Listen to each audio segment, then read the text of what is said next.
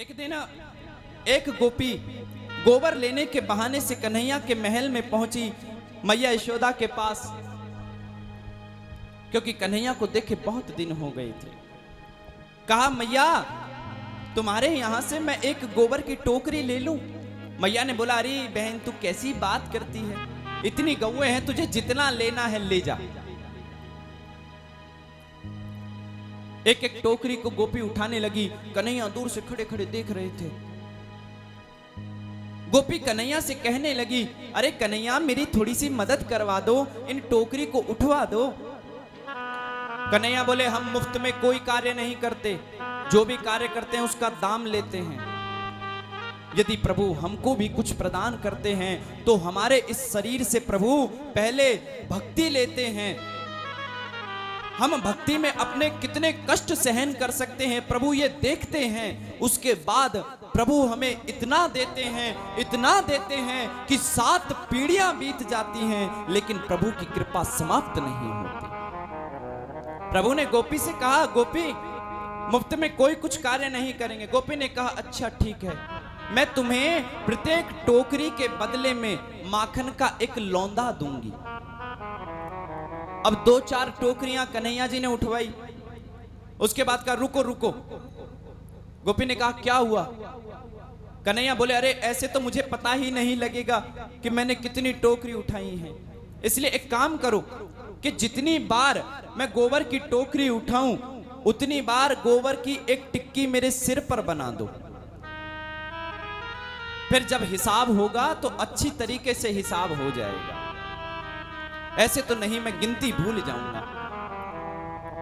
गोपी ने कहा, ठीक है। अब टोकरी उठाते उठाते सुबह से शाम हो गई। कन्हैया का मुखमंडल पूरा गऊ के गोबर से सन गया। कन्हैया ने गोपी से कहा, ला मेरे माखन के लौंदा दे, मैंने तेरा कार्य किया, अब तू मेरा माखन मुझे दे। गोपी बोली, ऐसे नहीं दूंगी। कन्हैया बोले, अब क्या चाहिए? कहा, पहले नाच के दिखा।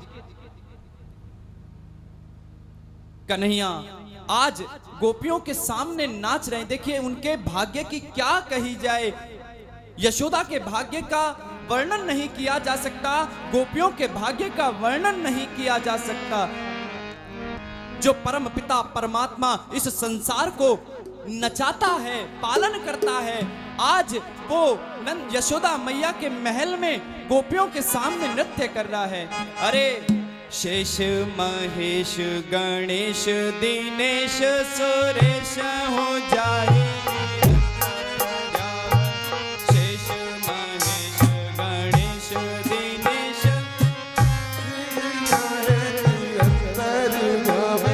शेष महेश गणेश दिनेश सुरेश हो जाए निरंतर ध्यावै।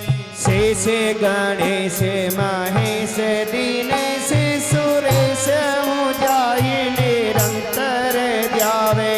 चाहे अनादि अनंत अखंड अछेद अभेद सुवेद बतावै। चाहे अनादि अनंत अखंड अछेद अभेद सुवेद बतावै। नारद से सुख व्यास रहे, ओ नारद से सुख व्यासी कहे, हरि को पुनि पार न पावै। आही आहिर की चौहरिया छछिया भर छाछ में नाच न जावे। आही आहिर की चौहरिया छछिया भर छाछ में नाच न जावे। आही आहिर की चौहरिया छछिया भर छाछ पे नाच न जावे। ताही अहीर की छोहरियां छछिया भरी छाछ पे नाच नचावा। शेष महेश गणेश दिनेश सुरेश जाहि निरंतर ध्यावे।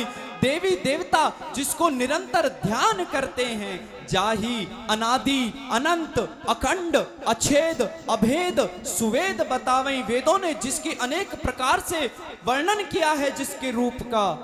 नारद से सुख व्यास रटई, नारद जी जिनको प्रति क्षण रटते हैं, श्री सुखदेव जी जिनका निरंतर ध्यान करते हैं, पचिहारी को पुनि पार ने पावई, जिसके आगे किसी की नहीं चलती। आज वो कन्हैया वो परमात्मा ताही अहीर की छो हरिया, छछिया भरी छाछ पे नाच नचा।